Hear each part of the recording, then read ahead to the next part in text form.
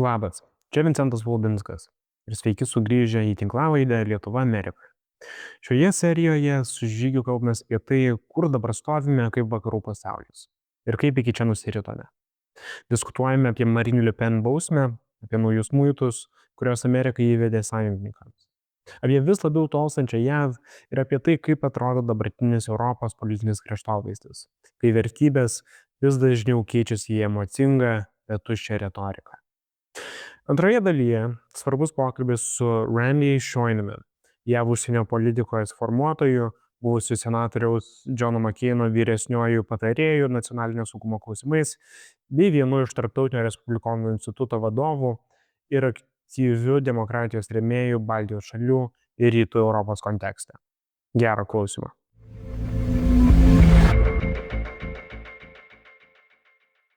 Sveiki Žygi, kaip laikotės, ilga savaitė visiems ir ypač jums įsivaizduoju.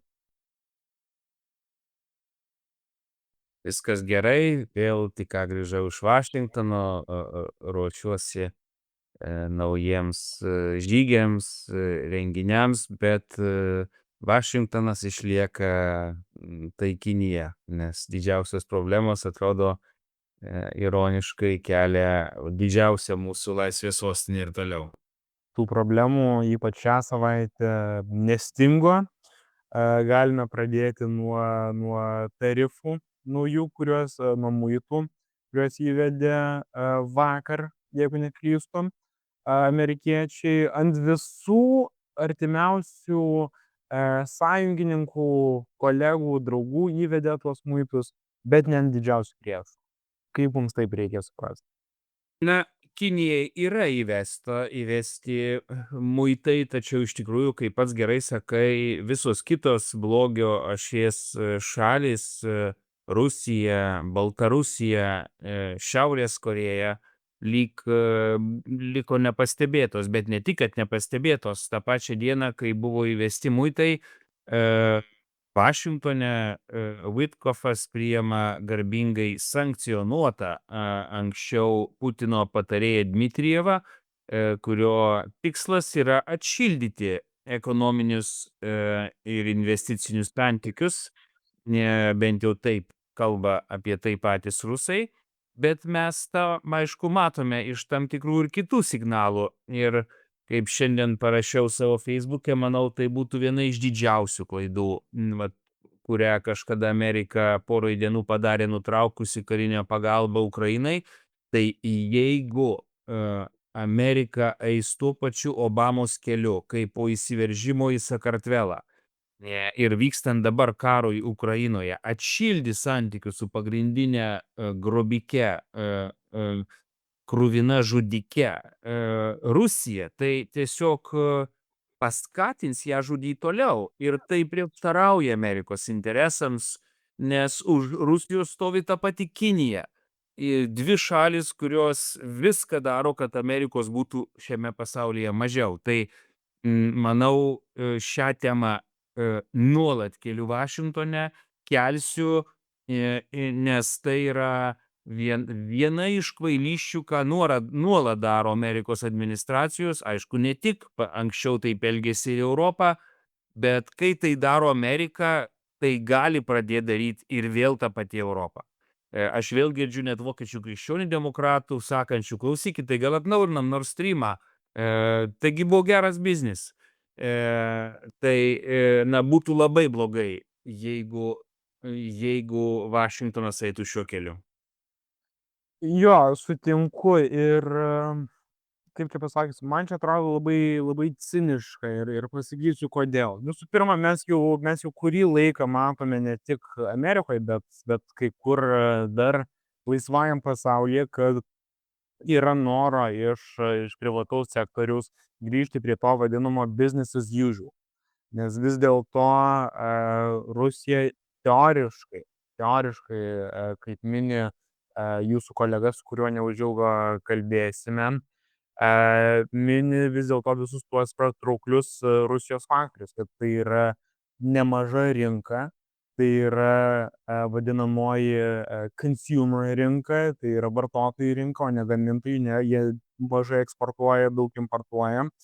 ir taip toliau. Tai labai patrauklus toks obuolys, kuris, aišku, turi tų savų problemų, kurias labai mėgsta mūsų biznieriai, ypač užmiršti vardant to kruvino rublio. Ir mes labai matome, kad Trumpo aplinkoje yra tas cinizmas, ypač kai mes dabar matome, kokie tie nauji muitai įvesti. Nu, vis dėlto Europai ir demokratinėms Azijos valstybėms, nu, milžiniški tie procentai muitų, bet Rusijai, Baltarusijai, Šiaurės Korėjai, nu, aš labiau šiame kontekste kalbu apie Baltarusiją ir Rusiją, bet aš manau ir manau tikrai galima tokią prielaidą daryti, kad amerikiečiai supranta, kad Europos rinka niekada nuo jų kaip ir nebėgs. Tai yra saugūs komerciniai partneriai, bet kad galima atšildyti tuos santykius su Rusija, su Baltarusija ir su ta rinka taip nustumiant ir suspardant savo artimiausius draugus, kaip jau anksčiau sakiau, ir duodant pagalbinę ranką blogio ašiai. Ir aš manau, kad tai yra liūdnas posūkis visoje vakarų istorijoje. Na ir liūdnas ir labai, sakyčiau, toks neamerikietiškas, bent jau tai nepanašu į tą Ameriką, kuri gimė po Antrojo pasaulinio karo. Atsiminkime Maršalo planą. Atsiminkime viską, ką Amerika darė, sukurdama tą amerikietišką paveikslą ar pasaulį, ką Reiganas darė, ką mus mokė, kai klausėm to paties laisvo radijo, kuris šiuo metu uždarinėjimas, mokė apie tai, kad ekonomika įtvirtina tą demokratiją, o ne atvirkščiai. Tai, visais būdais turime siekti įtikinti Trumpo administraciją kurti, kad ir tą patį tokį ekonominį NATO, bet tai turi būti laisvos ir demokratiškos šalis, kurioms ekonomika padeda įtvirtinti savo laisvę. Bet jokių būdų neturim penėti tų šalių kaip Rusija, ar Kinija, ar Baltarusija, ar labai panašios, kurios, ekonominiais interesais viską daro, kad įtvirtinti nelaisvę, atimti tą amerikietišką svajonę iš mūsų visų. Tai man labai trūksta to tokio vertybinio matmens, kai muitai įvedami Ukrainai, o neįvedami Rusijai. Kai tuo tarpu Trumpas prieš porą dienų dar sakė, kad atėjo laikas nubaust Rusiją, nes jinai nesėdi prie derybų stalo, ir vietoj to, kad nubaustų, jisai priima Putino patarėją Dmitrijevą. Tai, aš vis dar viliuosi, kad tai taktiniai žaidimai, priviliot rusus prie stalo, bet jau per ilgai nenaudojamas botagas Rusijai ir naudojami botagai savo sąjungininkams, įskaitant Ukrainai. Taip nesielgiama. Ir manau, mes turim apie tai kalbėti vis drąsiau, nes, galų gale tie Amerikos kariai, kurie žuvo Lietuvoj, kuriuos tikrai su pagarba kiekvienas lietuvis ir net su ašarom akyse išlydėjo, ne už tokią laisvę amerikiečiai ar lietuviai pasiruošę žūt, ne už tuos krūvinus pinigus, kuriuos kažkas nori tiesiog pasidaryti.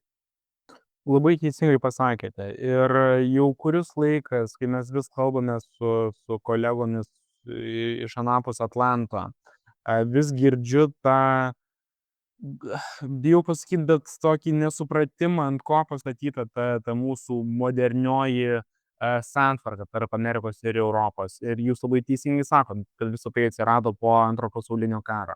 Bet koks tas vadinamas dylas buvo tarp Europos ir Amerikos?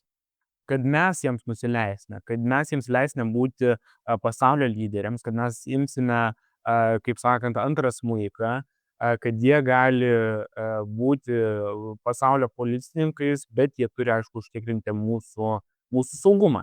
Ir dėl to mes esame pasiruošę atidaryti mūsų rinkas jiems, mes jiems leisime būti didžiausia pasaulio ekonominė supergalia, kokia tik yra buvus per visą pasaulio istoriją. Ir ką aš girdžiu iš tų žmonių, su kuriais mes dažnai kalbamės, kad jie šito dalyko nesuvokia. Jie galvoja, kad ir jie net pakankamai dažnai šitą dalyką sako, kad neva čia Europa naudojasi Ameriką, kad mes esame kaip siurbėlės ir panašiai. Bet ne, klausykit, gerbimie, tokia yra santvarka, toks buvo susitarimas, kad, nu, jūs mus saugot, mes jūs penim ir todėl jūs tapo tokie turtingi. Ir aš nežinau, ką mums reikėtų padaryti, bet tikrai reikia jiems šitą priminti, kad jie suprastų, kad čia vis dėlto nėra vienapusiškas santykis, kad čia yra labai toks vadinamas conscious susitarimas vardan abiejų pusių labo. Pritariu Vincentai, bet man atrodo, tas pasaulis tiesiog pasibaigė, kuris buvo, nes tą pačią dieną, kai Vitkofas priiminėja Putino pasiuntinius, Marko Rubio NATO ministrų susitikime reikalauja, kad Europa ginkluotųsi iki 5%, su kuo aš pilnai sutinku, tačiau čia jau tas dylas tada nyksta. Mes ginkluojamės lygiai taip pat, ar ne daugiau negu Amerika, nes šiuo metu pačios Amerikos kariniai tie gynybos procentai nėra tokie, apie kuriuos pats Rubio kalba. Na, Amerika labai toli iki 5%, bet tikėkime, kad jinai irgi tą procentą pakels, bet mes dabar turim apsiginkluot. Mes dabar turime išvystyti savo gynybos pramonę. Girdžiu, kad amerikiečiai beje pradeda labai nervintis, suprasdami, kad jie jau nebedalyvaus mūsų tam tikrose kontraktuose, kad dabar mes 80% visų ginklų perkam iš Amerikos. Taip nebus. Gal bus 50%, gal bus dar mažiau, o gal bus dar mažiau. Ir, na, mielieji, atėjo pasirinkimų laikas. Amerika gerbia jėgą, mes turime ją parodyti. Aš manau, lygiai taip pat mes turime atsakyti ir tais pačiais muitais, nes ši administracija, na, suvokia tik tai jėgą. Dar pridedant prie to, man buvo ir juokinga, ir liūdna, turiu pasakyti, kaip šią savaitę Marko Rubio pakankamai atvirai, ne visai reikalavo, bet labai matėsi, kad nervinasi, kad mes jau nebeperkam tų F-47 ir tų pačių kontraktų, nes mes nebesirašom su amerikiečiais dėl tos gynybos. Ir, nu, atsiprašau, kad dirbėmieji prisiprašė. Tokia jūsų strategija buvo, kad Europa, atsiprašant, išspjautus tą amerikiečių spenelį iš burnos, bet išspjovėm, stovim jau pamažu ant savo kojų ir dabar judam pirmin. Ir dėl to dabar yra labai smalsu, kaip atrodo visi reikalai Europoje.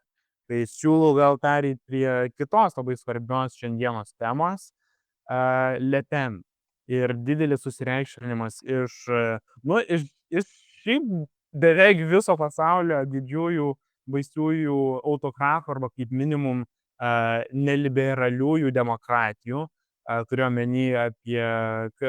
omeny kalbant apie Slovakijos premjerą ir prezidentą, apie Orbaną ir apie tos pačius Muskus ir Trumpus, kurie, aišku, išsakė pakankamai, kaip sakant, telling poziciją. Ką jūs apie tai manot?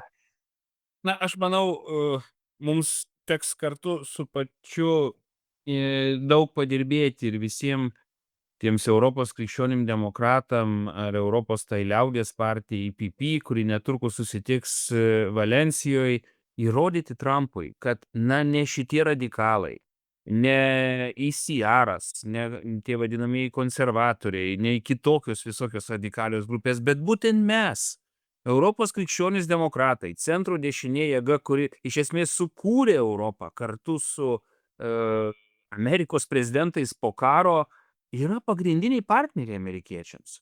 Ne visi šitie gražuliai ar panašūs žemaitaičiai, kurie juokingai važiuoja ar nenuvažiuoja į Ameriką, bet mes, galų gale net statistiškai, ši politinė jėga yra stipriausia Europoje. Stipriausia.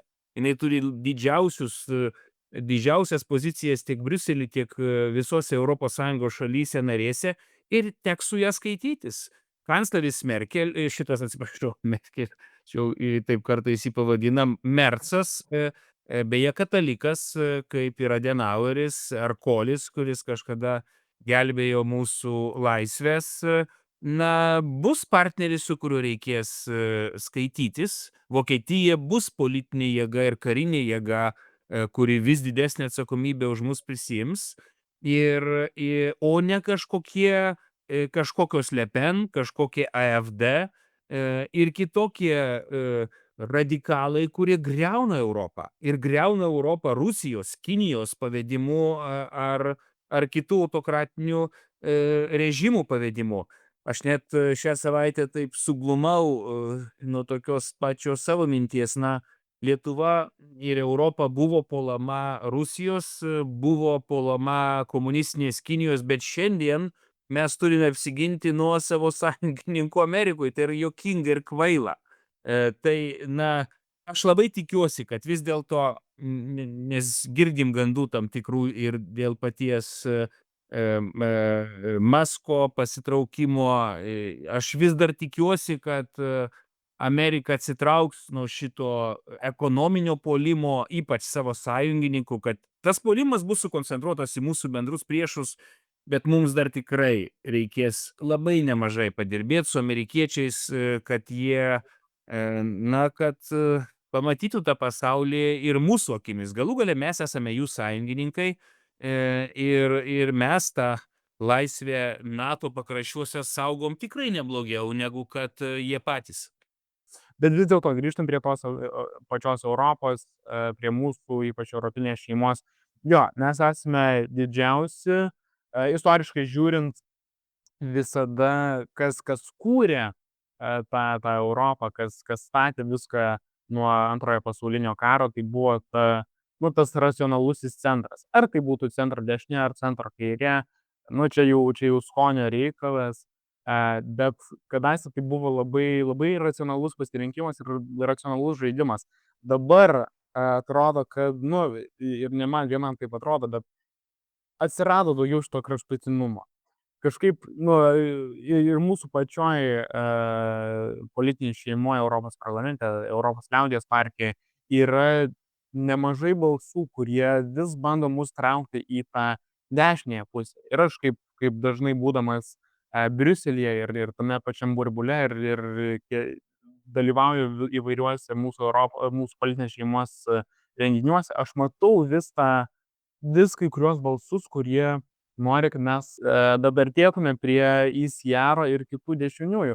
Bet aš kiekvieną kartą jiems sakau, kad ne toks mūsų kelias, ne tokia mūsų istorija ir ne taip mes laimėsime. Visi rinkėjai ir racionalūs žmonės yra centre. Ar tai būtų centro dešinė ar kairė, nesvarbu, bet centras. Ir mes turime būtent dėl to kovoti, nes tame centre yra logika, yra racionalus mąstymas ir ne šiaip savo emocionali retorika ir demagogija, prieš kurią šiaip mes kovojame ir turime kovoti. Aš atsakiau į šį klausimą jau seniai pat savo kažkada disertacijoje. Man tai yra krikščioniška demokratija, tai yra vertybės, kurios šiaip tūkstančius metų galioja, jos yra tam tikrą prasme aukščiau politikos, kaip žmogaus orumas, bendras gėris, solidarumas, subsidiarumas. Ir iš tikrųjų aplink tuos krikščionis demokratus ta Europa sukosi ir matai, ar tai būtų Meloni, kuri flirtuoja iš tos dešiniosios pusės su mumis, ar tai būtų kitos partijos, svarbu, kad jos iš tikrųjų suktųsi aplink tą krikščionišką demokratišką centrą, kuris ir sukūrė tą stabilumą ir harmoniją, bet prisiminkim ir Ameriką. Aš dar, kai studijavau ir tarptautinius santykius ir kai vykau į Ameriką, ruošiausi atvykti prieš ateinant Obamai į tas pozicijas, aš buvau pripratęs prie tos bipartisan Amerikos, kuri ir kairė, ir dešinė remia tą pačią kovą su tais visais Kremliais ar kitais autokratiniais režimais. Amerika suskilo lygiai taip pat į radikalesnę kairę ar radikalesnę dešinę. Stenkimės ją apjungt. Tikrai, žiūrėdamas šiandien, gal ir taip ir užbaikime ir tokia liūdnesnė, bet kartu ir pozityvesnė gaida žiūrėdamas ir kalbėdamas šiandien šią savaitę su daugybė Amerikos karių, kurie išlydėjo tos savo žuvusius didvyrius, na, tu matai dėkingumą jų akyse, tu matai net iki ašarų. Ambasadorė pasakojo, kad, na, kai šimtai, tūkstančiai lietuvių metė viską, turėdami ką tik turi Lietuvoj, traukė tos amerikiečius iš tų pelkių, jie nesitikėjo tokios žmogiškos reakcijos ir tu tada supranti, kad mus riša daug daugiau negu kažkokios administracijos. Mes tą amerikiečių tautą pažįstam šimtmečiais ir jie mus šimtmečiais žino. Neužmirškime to ryšio, mes jį turim labai gilų ir galų gale vėl pabaigiant ir tą pačią ekonomiką, taip jau įvyko, kad prieš porą dienų ambasadoje susitikau American Lithuanian Business Council vadovas Eric Stewart, kuris 2 kart per metus į Lietuvą veža vis naujus investuotojus. Atsiminkime, kad Lietuva yra pakraštys faktiškai Amerikos investicijų. Tiek daug Amerikos investicijų nei Latvijoje, nei Estijoje nėra. Jų yra Lietuvoje ir Lenkijoje. Yra ir šiaurės šalyse. Bet mes tą tarybą kartu su Eriku 13 metais ir prezidentė Grybauskaitė įkūrėm. Amerikiečiai žavisi lietuvaičiais, kurie yra tokie panašūs į juos ir pagal tą darbo etiką, ir pagal darbštumą, ir kūrybingumą, inovatyvumą. Apie kalbų žinojimą nekalbu, mes tuo lenkiame tikrai faktiškai visus amerikiečius. Tai ir tie verslininkai čia atvažiavę, nu, iš esmės atsiprašinėjo už dabartinį oficialią politiką. Sakė, kad, na, visą tai praeina, lietuviai, nebijokit. Mes čia ateinam pas jūs amžiams ir jumis tikime. Ir aš manau, mes ir turim dirbti su tai žmonėm, neužmirždami, kad Amerika yra 330 milijonų žmonių ir auganti šalis, kuri yra su mumis daug labiau negu kai kurie politikai, kurie kartais daro klaidų. Tuoj kalbėsime su žmogumi, kuris iš tikrųjų padarė viską prie Bušo, kad mes įstotume į NATO. Jis buvo McCaino dešinioji ranka. Jeigu McCainas būtų laimėjęs rinkimus, jis būtų jo nacionalinio saugumo patarėjas. Šiuo metu kūrė Halifaxo konferenciją Kanadoje. Tai yra vienas iš tų dešiniųjų, kuris visada su mumis. Tai paklausykime, ką jisai kalba apie dabartinę situaciją.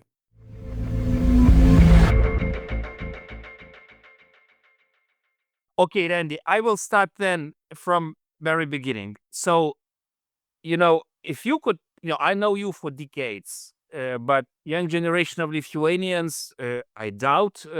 For me, you are the hero that introduced Baltics to NATO. You've been campaigning for it. I still remember Bruce Jackson once said to me, Randy is like God. He will do everything. You just listen what he, is recommending, and let's do it together. And you did it.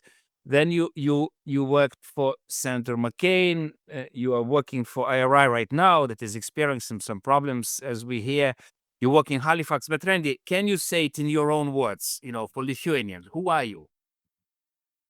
So I came to Washington in the 1980s, inspired by Ronald Reagan, to fight the Cold War.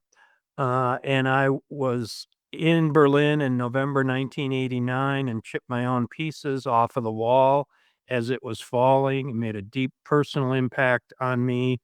I worked for the Senate Majority Leader when we first pushed for and then successfully added Poland, Hungary, and the Czech Republic to NATO. So my involvement with U.S.-European relations, and specifically with NATO enlargement and standing up to Russian tyranny and expansionism, spans the entire 4 decades of my professional career.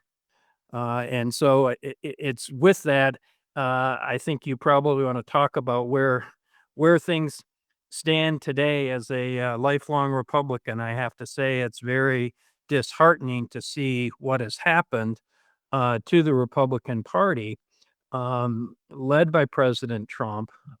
His Russia policies do not enjoy unanimous support, but they also don't engender any effective opposition currently within within the party. But I'm happy to address any specific questions you have about this or about any aspect of American politics and foreign policy.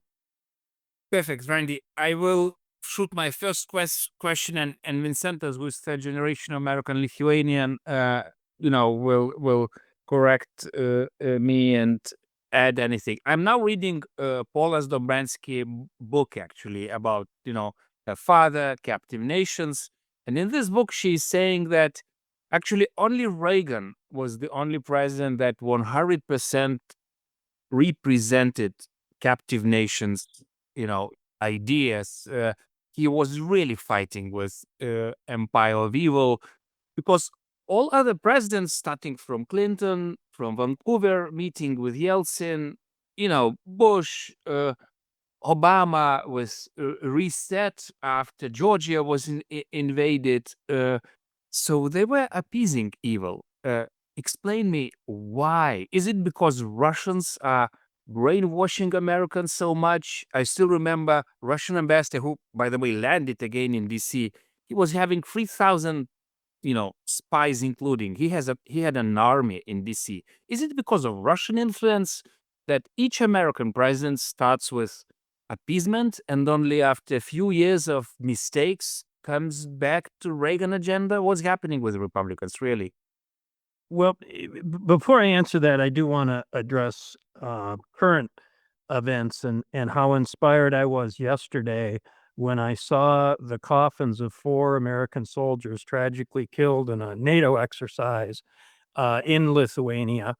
But the coffins going down the streets of Vilnius with literally hundreds and hundreds of people, including small children, waving Lithuanian and American flags. And it led me to once again reflect on how fortunate we were in enlarging NATO, which I would argue is NATO's greatest success, that is securing the freedom of 100 million or more people through its various waves of enlargement.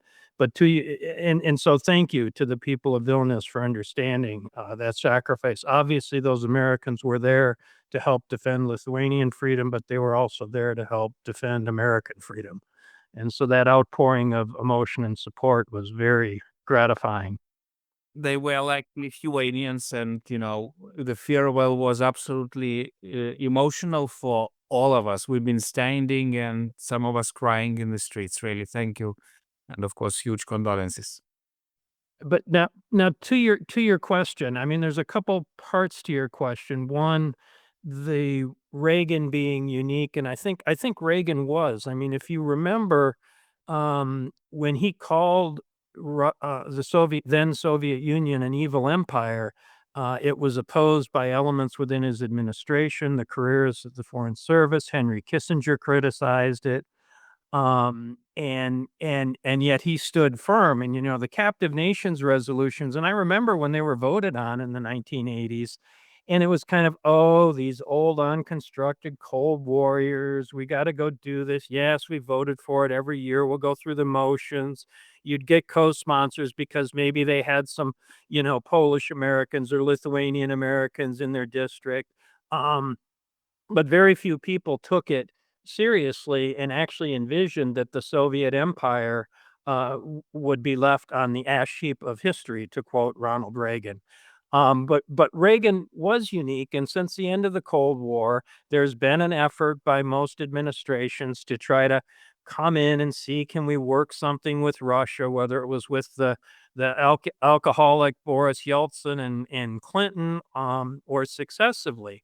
I remember when George W. Bush met with Putin in Ljubljana, and he said he looked into his eyes and he could see into his soul, or words to that effect. And John McCain, who, as you mentioned, I worked for and was close with for many decades, John McCain used to say on the campaign trail in 2008, when I look into Putin's eyes, I see 3 things: KGB.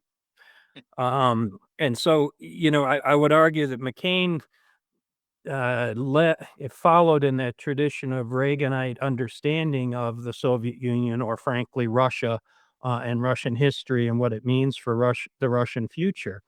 But been a couple of huge changes. One, Democrats who tended to be more understanding of Russia and want to reach out more had a complete for those. Let's take Mike McFaul for an example, who's well known to, I'm sure, to many of your listeners, was Obama's ambassador to Moscow, a scholar for many years. He opened up the National Democratic Institute office in Moscow in 1992, strong proponent of democracy. Mike McFaul led the reset with Russia after the invasion of Georgia in 2009. But all of the Democrats that thought that they could do business with Putin and that we just needed to try to understand what Putin was really getting at, that all ended with the invasion of Ukraine. It should have ended with the invasion of Georgia. It should have ended with the invasion, occupation, and illegal annexation of Crimea. But it did finally end for virtually all Democrats with the invasion of Ukraine. But at the same time, on the Republican side, there has been this rather bizarre transition to let's see if we can make a deal with Putin. And there are various justifications for that. There's, of course, all kinds of speculation about Donald Trump's past and, dossiers and all of that. But I would argue that it's simply a matter of great power realism or realpolitik. I mean, all realism and realpolitik posits is big countries get to decide what goes on in the world and small countries don't. That's the essence of realpolitik. And there's some around President Trump that have made the argument that Asia is more important, that we've got to focus on Asia. Europe has been taking economic advantage of us and free riding on the NATO alliance for many years. Let Europe deal with it, and we'll deal with Asia. And that's a huge driver for many Republicans in what's going on now. It doesn't explain fully the hostility towards Zelensky, for example, that everyone saw in the Oval Office meeting. It doesn't explain fully why, with the tariffs that were announced this week on virtually every country in the world, there weren't any on Russia. But it explains a fair amount of what's going on.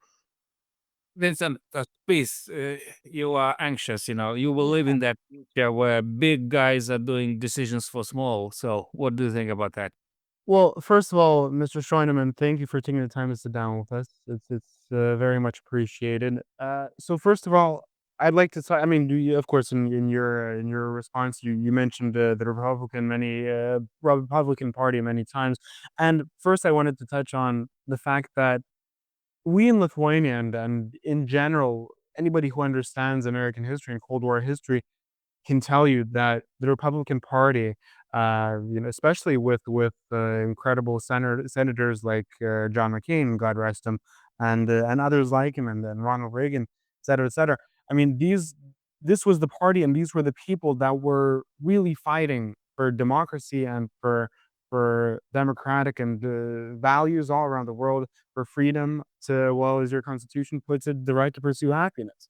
But tell me, if you can, what happened to the Republican Party? Where did it all start going the wrong way? Vincentus, that's a very profound question that I'm not sure has an easy answer as someone who spent 4 decades as a Republican foreign policy person. Where I think things started to go wrong was at the 2008-2009 financial crisis, which hurt a lot of Americans deeply. Some 10 years after the end of the Cold War, a severe financial crisis, and voices in both parties saying, "Hey, America needs to take care of itself." I mean, that was Barack Obama that talked about nation building at home, and that resonated on a lot of parts of the Republican political spectrum as well. The second thing that happened was the growing disaffection with big government, which Ronald Reagan, I mean, remember, Ronald Reagan used to say the most terrifying words in the English language were, "I'm from the federal government and I'm here to help." So the Republicans have always had a healthy skepticism of federal government. We put a lot of that aside during the Cold War years because you needed big government, obviously in the defense and intelligence sectors, to prosecute the Cold War. But I think we had kind of a delayed reaction after the Cold War victory and the consolidation of some of those gains reflected in NATO enlargement to say, okay, Republicans we don't like big government. The Tea Party rose to be against Obamacare, for example. So when you've got the Democratic Party saying we need to take care of things at home, you've got the Republican Party saying, hey, the elites are just getting bailed out after the financial crisis, and up comes this upstart real estate mogul from New York in 2016 saying, the little people are getting screwed and I'm going to take care of them. And that populism, combined with a historical anti-libertarian streak, anti-big government streak, came together in the person of Donald Trump. And in the first term, with Trump, you saw a lot of traditional Republicans in there restraining some of the, shall we say, more negative impulses of the president on things like pulling out of NATO or making deals with Russia. After 4 years of Biden and the reelection of Trump, you don't see any of those voices. In fact, anybody who, even at the mid-level in the government, that might hint at those voices is out, as we saw with the firing of multiple National Security Council officials yesterday, allegedly because they were too close to being hawkish or neocons. So what is generally referred to as the MAGA wing, the Make America Great Again wing of the party, is really ascendant in the executive branch. And those who have more traditional views, like National Security Advisor Mike Waltz or Secretary of State Rubio, have had to temper those views or set them aside if they want to continue serving. It remains to be seen how long Waltz is going to be there, but that's another matter. But now, with things looking very bleak in the executive branch, there's still some hope, only some, in the legislative branch, particularly in the Senate. I mean, if you look at the numbers of House Republicans that have been elected in 2016 or after, in fact, in other words, the only Republican president they've known is Donald Trump. It's the vast majority of Republicans in the House. The Senate has a little more longevity, tends to be more internationalist, tends to represent the traditional Reaganite, if you will, wing of the party better. But they're all afraid of Trump, to put it bluntly. They're afraid of Trump tweeting something out or putting something out on Truth Social that leads to a primary challenge for them. And so they very rarely speak out. There are some glimmers of hope. I mean, the chairman of the Armed Services Committee, Wicker, for example, talked about how bad an idea it was to give up the SACEUR position in NATO. But the opposition to Trump on foreign policy, or frankly on any policies from Republicans, is very limited. That's a long answer to say it's a combination of economic disruption, rise of populism, post-Cold War victory, all coming together in a very, very brilliant marketing individual named Donald Trump. Randy, if I could a bit provoke you, but in a positive way, here in Lithuania, I'm now actually in the woods where just like 30 kilometers from me, you have Russian and Belarusian troops. We stay Reaganite. We stay those traditional Republicans because we never change, because we can change. Enemy is actually getting stronger. And for me, it's like when I really lobby the Hill, like every month I'm coming there. I just met the wonderful, Senator Mitch McConnell, who was like you. He was saying, guys, if Russia wins, America loses. My question to you, when I come to the Hill, I always feel more American than those, populist MAGA people, because I feel that I'm defending American interest. When I see Americans shaking hands with Russians, I know that Russians are doing it to annihilate America, to fool you. They are laughing at you. They think the Americans are so naive and weak. Like Lenin was saying that they will just buy, the rope and hang themselves. And Trump administration is hanging itself now with Putin, who wants to annihilate America.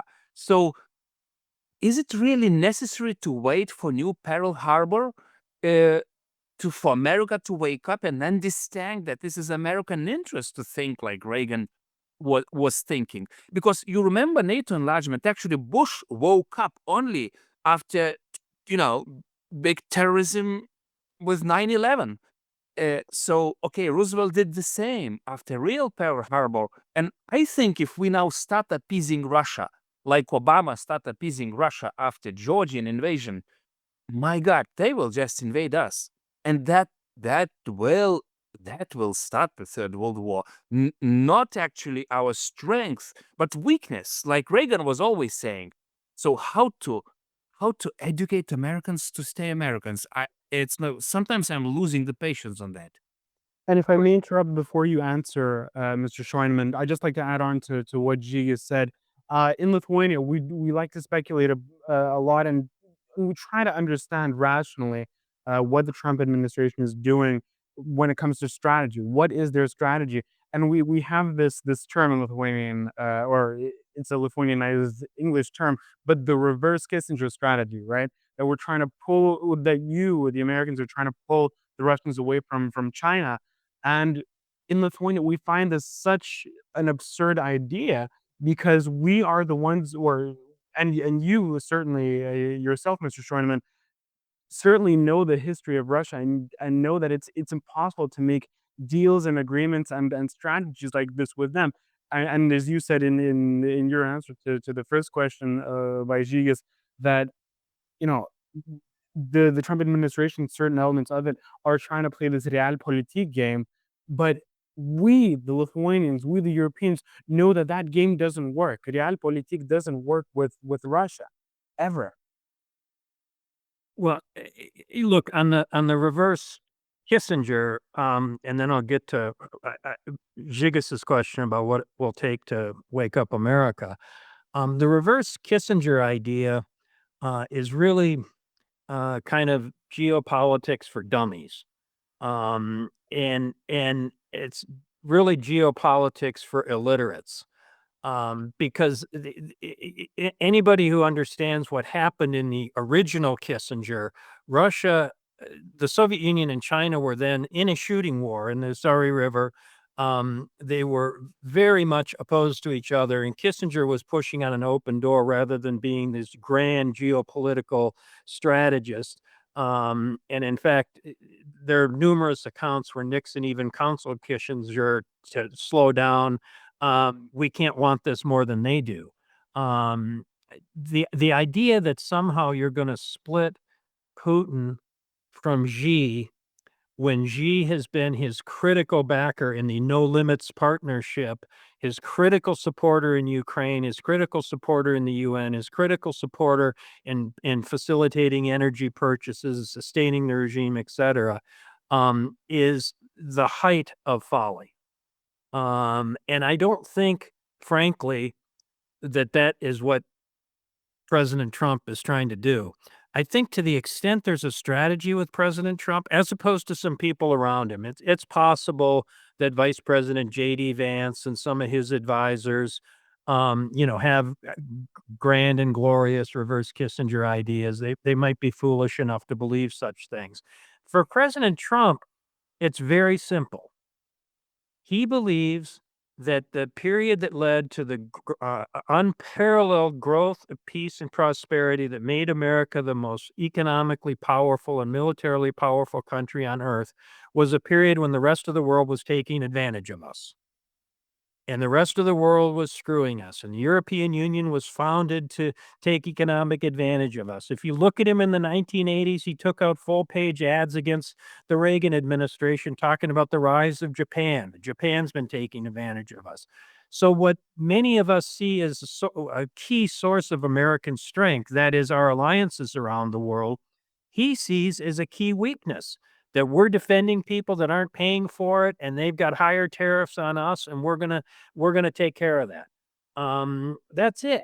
And if you think that somehow the reverse Kissinger or the Asia First, which is a different flavor of that, if you think the same people that are willing to sell out Ukraine will be willing to fight for Taiwan, um, it's crazy because they won't, and Trump won't. I mean, he said last summer that Taiwan is far away and close to China, and they stole our semiconductor industry. Trump doesn't believe in anything other than countries are taking advantage of us, and that's what motivates his tariff policy right now. And so the same person who's been that believes alliances are a source of weakness is destroying those alliances, and now he's in the process of destroying the American and possibly even the global economy with these tariffs.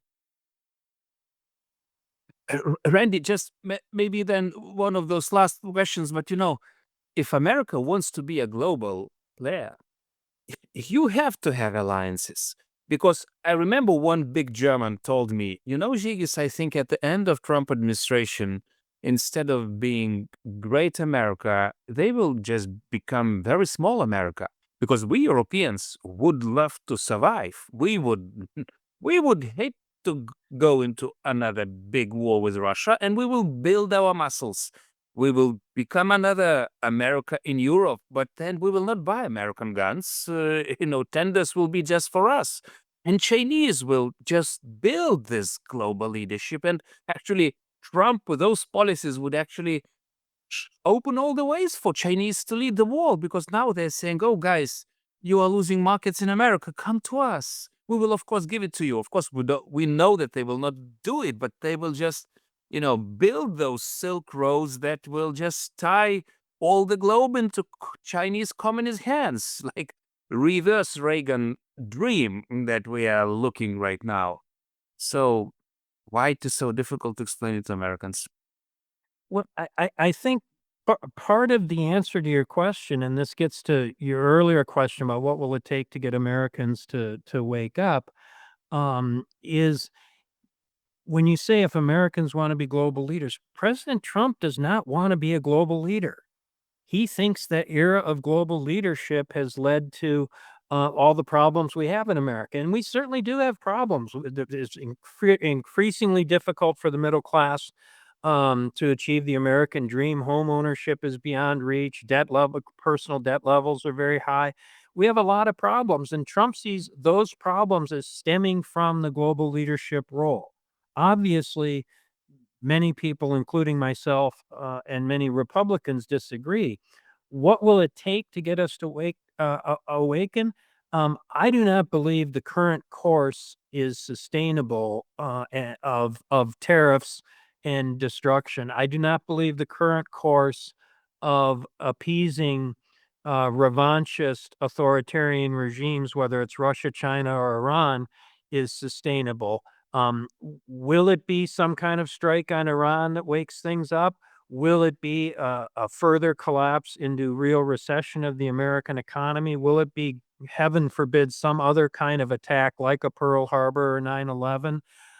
I don't know, but the wrong idea is to counsel. Just wait. Trump's only got 3.5 more years left, and he's a lame duck. And despite some of his musings, cannot run again. That's the wrong course. We can't wait. And I hope the Europeans step up.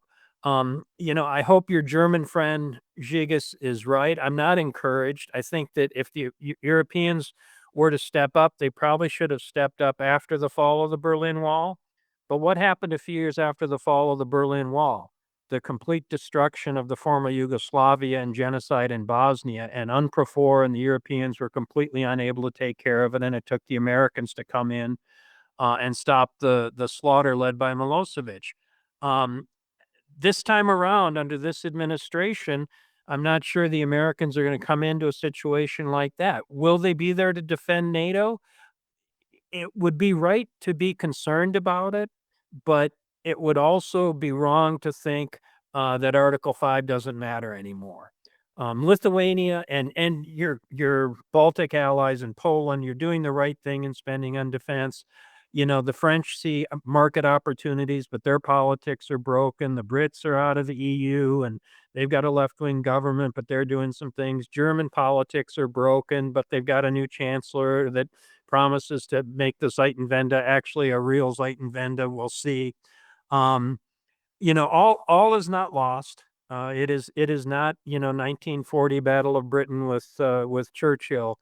And we need strong leadership. We frankly need countries like Lithuania to keep pressing us, and Žygis, yourself and your colleagues from the Baltics and Poland and Romania and elsewhere need to keep coming to Washington and talking to people and educating people on the Hill to let them and let us know the stakes. I mean, I've spent my career doing this, but a lot of people haven't.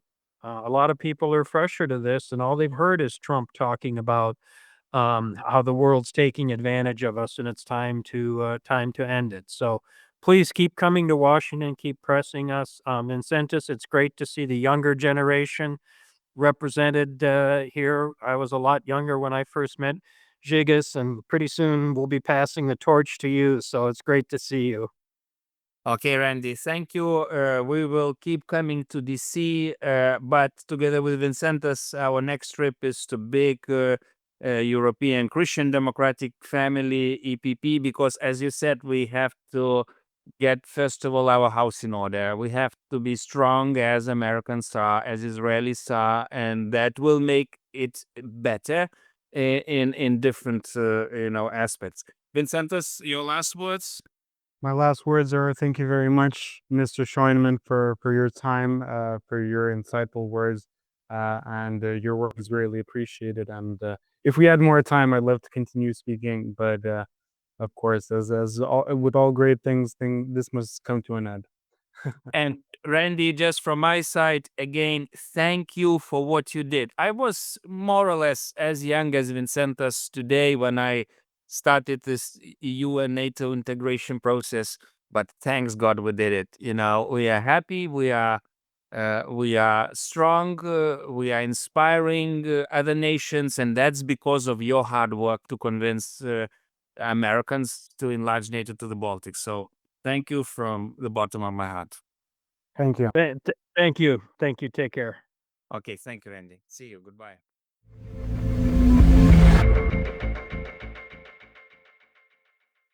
Pokalbis su Randy Scheunemann buvo kaip šaltas dušas.